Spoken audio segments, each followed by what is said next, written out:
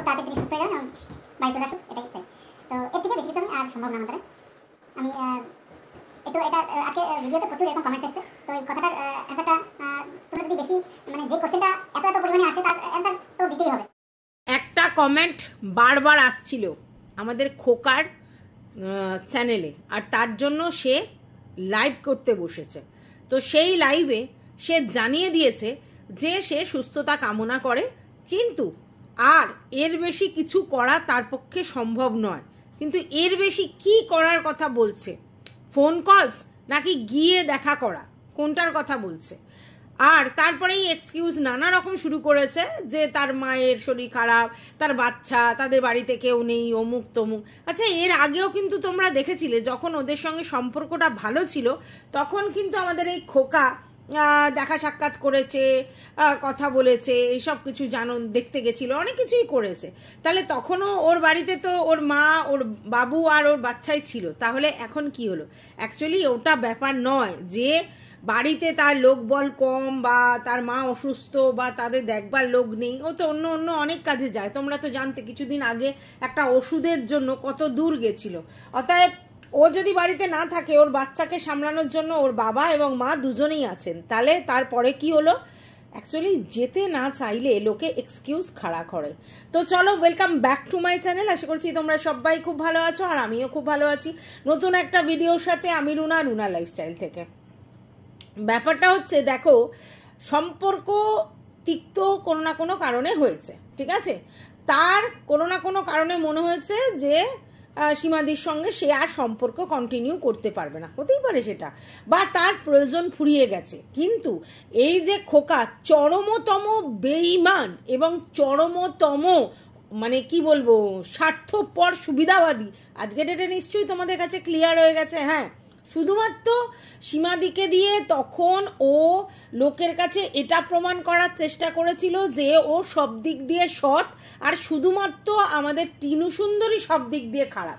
না, টিনু সুন্দরী ভালো কি মন্দ সেটা পরের ইস্যু, এখন এটা আমার আলোচনার বিষয় নয়। কিন্তু একটা জিনিস তোমরা ভালো করে বোঝো যে এই ছেলেরই নাকি সৎ। তো আজকের ডেটে যখন তিনি অসুস্থ, মানে সীমাদির হাজব্যান্ড যখন অসুস্থ, একটা ফোন কলস যেতে হবে না? একটা ফোন কলস করেও ভদ্রতার খাতিরে এটা করা যেতেই পারতো যে ভাই একটা খবর নেয়া যে হাজব্যান্ড কেমন আছে, মানে শুভদা কেমন আছে, আর ওদের বর্তমান পরিস্থিতি কি। তাহলেই কি অনেক মহাভারত অশুদ্ধ হয়ে যেত? এর জন্য কি টাকা পয়সা লাগতো? এর জন্য কি তাকে যেতে হতো? যাই হোক, বিপদের বন্ধু সবাই হয় না, বিপদের বন্ধু সবাই হয় না। আজকের যে জয়ার নামটা বারবার উঠে আসছে, জয়া দে, যিনি কিনা একজন ভিউয়ার্স, তার নামটা বারবার করে উঠে আসছে কেন বলো তো? তার কিন্তু কিছু পাওয়ার নেই সীমাদির থেকে, না চ্যানেল গ্রো করার আছে, না তার পাশে গিয়ে দাঁড়িয়ে মনিটাইজ অন করে রেভিনিউ আর্ন করার আছে, না কোনো রকম কোনো মানে চ্যানেলের স্বার্থে করছে। শুধুমাত্র ভালোবাসার খাতিরে গিয়ে একটি মেয়ের পাশে গিয়ে দাঁড়িয়েছে, এবং শুধু দাঁড়ায়নি, তার জন্য রীতিমতো বাড়ি থেকে খাবার দাবার এনে তার পরিচর্যা করছে। কারণ এই মুহূর্তে শুভদাকে সুস্থ রাখার জন্য সীমাদিকেও কিন্তু সুস্থ থাকতে হবে, এটাই তো বাস্তব। তার কারণ কি, যে হাজব্যান্ডের এরকম অবস্থা, সেই সময় যদি উনি শারীরিকভাবে অসুস্থ হয়ে পড়ে, খাওয়া দাওয়া নেই, এই নেই, তাহলে তো মুশকিল। তার জন্য সীমাদিকে যেটুকুনি বাইরে থেকে হেল্প করা যায় সেটা কিন্তু আমাদের এই জয়া দে করছে। আর একে থ্যাংক ইউ বলে ছোট করার মতো জায়গা আমি নেই, ঠিক আছে? কিন্তু কথাটা শোনো, এখন আমরা সবাই শুনেছিলাম রিম্পার দীপ্তিদির ভিডিও আর লাইভ থেকে যে সীমাদির মুখ থেকে যে 45% শুভদা ভালো আছেন, ঠিক আছে, মানে আর 55% ভালো হয়ে গেলে সব ঠিক হয়ে যাবে। কিন্তু এই মুহূর্তে একটা আমি দীপ্তিদির ভিডিও দেখলাম, যেখান থেকে বুঝতে পারলাম যে উনি কোভিড আক্রান্ত হয়েছে, নতুন করে যে কোভিড আমাদের এসেছে, তো সেইখান থেকে উনি সেটায় আর কি সংক্রমিত হয়েছেন। এবং যেহেতু ওনার ইন্টারনাল পার্টস খারাপ আছে, মানে ফুসফুস প্রবলেমেটিক আছে, একটায় 30%, একটায় 70%, যেটা 30% ফুসফুস কাজ করছে সেটা মোটামুটি কাজই করছে না ধরে নাও, 70% যেটা আছে সেটাই কাজ করছে, এবং সেই জন্যে সে সেইভাবে কার্বন ডাই অক্সাইড যে বের করে দেবে, অক্সিজেন যে টানবে, সেই ব্যাপারটা করতে পারছে না, সেটা মেশিনের দ্বারা করা হচ্ছে। এবং সেই জন্য তারা বলে দিয়েছে যে ওনাকে ভাঙড় হসপিটালে ট্রান্সফার করতে। ভাঙড় মানে বাঙুর, ঠিক আছে? তো সেই বাঙুরে ট্রান্সফার করতে বলেছে, যেটা টলিগঞ্জে অবস্থিত। আমার যতদূর মনে হয় ওখানে কোভিডের চিকিৎসা হচ্ছে বলেই ওখানে ট্রান্সফার করতে বলেছে, আমার ঠিক জানা নেই, মনে হচ্ছে এই জন্যই। তো যাই হোক, করতে বলেছে। এবং ব্যাপারটা আর কি একটু মানে প্রবলেমেটিক, কারণ দীপ্তিদি যেটা বললো যে সীমাদির অলরেডি দুটো পা ফুলে গোদা, আর ছেলেটি যেহেতু দোকান পাঠশালা দেখছে, কারণ ইকোনমিক্যাল ব্যাপারগুলোও আছে, আর মেয়েটিও ঘরের মধ্যে রয়েছে, তার মধ্যে পোষ্য রয়েছে। তো এইসব মিলিয়ে ওভারঅল আমি জানি না ওরা ট্রান্সফার করেছে কি না, তবে শুনলাম জয়া দে কার সঙ্গে কথা বলে অন্য কোনো জায়গায় কোনো ব্যবস্থা করবার চেষ্টা করছে। তো যাই হোক, এখন এই তোমার কোনো মানে এমার্জেন্সি পরিস্থিতিতে না তুমি কিন্তু মানুষ চিনতে পারবে যে তোমার পাশে সত্যি কে দাঁড়িয়ে আছে এবং কতটা হেল্পফুল। আজকের ডেটে এই যে আমাদের খোকা, তার যে দিদি বলেছিল যে যারা যারা ওর মুখে অন্ন তুলে দিয়েছে তাদের সঙ্গে এ দাগাবাজি করেছে এবং অত্যন্ত স্বার্থপর একটা ফ্যামিলি ওরা, সেটা কিন্তু আজকের ডেটে ক্লিয়ার। আজকের ডেটে তোমরা জানো এটা যে সীমাদি কিন্তু বলেছিল যে খোকার বাবার সঙ্গেও কথা হয়, কিন্তু আজকের ডেটে কোনো ফোন কলস তাদের থেকে সীমাদির কাছে পৌঁছায়নি। শুধুমাত্র লাইভের মাধ্যমে তাদের বক্তব্য যে উনি ভালো হয়ে যান, সুস্থ হয়ে যান। সে তো আমরাও বলেছি, এটা তো সবাই বলতে পারে, এটার জন্য তো অন্য কিছু দরকার নেই। এবার তোমরা বলতে পারো তো তোমরা কি গেছো? না, আমরা যাইনি, না তো আমার পার্সোনাল কোনো যোগাযোগ আছে, না তো সেইভাবে কোনো ব্যাপার আছে, সেই জন্য যাইনি, ঠিক আছে? কিন্তু ও তো পার্সোনালি যোগাযোগ ছিল এবং ওর বিপদে গিয়ে তো সীমাদি দাঁড়িয়েছিল। তাহলে এই সময় সীমাদির ক্রাইসিসের সময় তার বিপদে গিয়ে দাঁড়াতেই পারতো। দেখো, ভিডিও আলাদা জায়গায়, তাদের মধ্যে সম্পর্ক না থাকুক সেটাও আলাদা জায়গায়, কিন্তু এই কঠিন পরিস্থিতিতেই তো মানুষকে চেনা যায়, তাই না? আজকে সীমাদি কিন্তু চাইলে অনেক টাকা ইনকাম করতে পারতো এর এগেনস্টে গিয়ে বলে বা এর সম্বন্ধে কিছু বলে, যখন সবাই বলেছে, কিন্তু সীমাদি কোনোদিন করেনি, ঠিক আছে? মনুষ্যত্ব দেখিয়েছে এবং বলেছে না, আমি ওদের ভাই ডেকেছি, ওর বাবা মার কাছে বলেছিলাম, তাই কোনো দিনই আমি সেটা করতে পারবো না। কিন্তু এ কি করলো? এ এখন আজকে লাইভে এসে জন্মদিনে পার্টি কেমন হবে, প্যান্ডেল কীরকম হবে, অনুষ্ঠান কিভাবে হবে, আয়োজন কিভাবে হবে, সেই সব আলোচনা করতে এসেছে।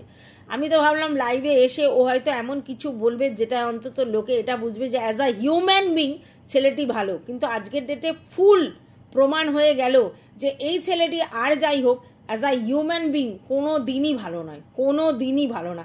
আর তার জলজান্ত প্রমাণ সে দিয়ে গেল, কিছু বলার নেই, জাস্ট কিচ্ছু বলার নেই, কি বলবো। যাই হোক, এর একটাই বক্তব্য, আমাকে এসে তোমরা অনেক কমেন্ট লিখে যাচ্ছ, আমাকে অনেক কিছু বলে যাচ্ছ, বাট আমার আর অন্য কিছু করা সম্ভব নয়, মানে বুঝতে পারছো, আমার অন্য কিছু করা সম্ভব নয়।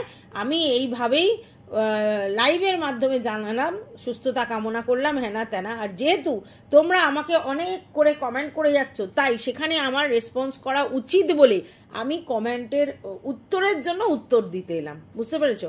ভালো কথা, তুমি লাইভ না করে একটা ভিডিও করে আপডেট দিতে পারতে বা একটা শর্টস করে কমিউনিটির মাধ্যমে দিতে পারতে। লাইভ করে এসে আজকের ডেটে তোমাকে তোমার ছেলের জন্মদিন, তাতে কি করবে না করবে সেইগুলো বলতে হলো। তোমার ছেলের জন্মদিন মোস্ট প্রবাবলি অক্টোবর মাসে, তো বহু দেরি আছে, এখন তো আপডেট দেওয়ার দরকার ছিল না। তাহলে একে কি বলবে?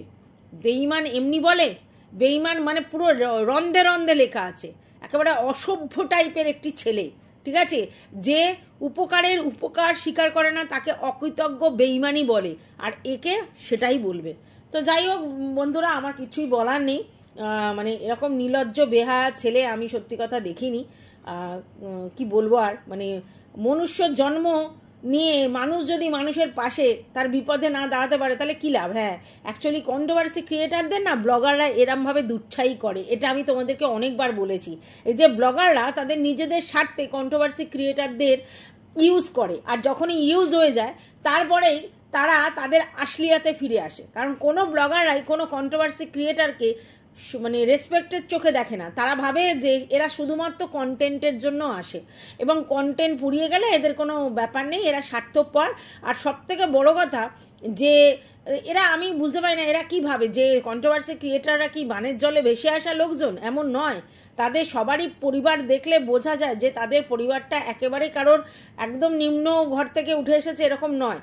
কিন্তু ব্লগাররা এমন একটা ভাব করে যে তাদের নিয়ে কন্ট্রোভার্সি করলে তবে আমাদের হাড়ি চড়ে উনানে বা আমরা খেতে পাই বা আমাদের সব কিছু হয়, এটাই ওরা ভাবে। আরে ভাই, কন্ট্রোভার্সি করতে আসে মানে সে কথা বলতে পারে, তাই তার মনে হয় লজিক দিয়ে কিছু কথা বলবে, বলতে আসে। কিন্তু এরা দেখো এরকমভাবেই ট্রিট করে, তাই কিছু বলার নেই। মানে অত্যন্ত অসভ্য ছেলে। আর সেটা তোমরা নিজের চোখেই দেখতে পাচ্ছ।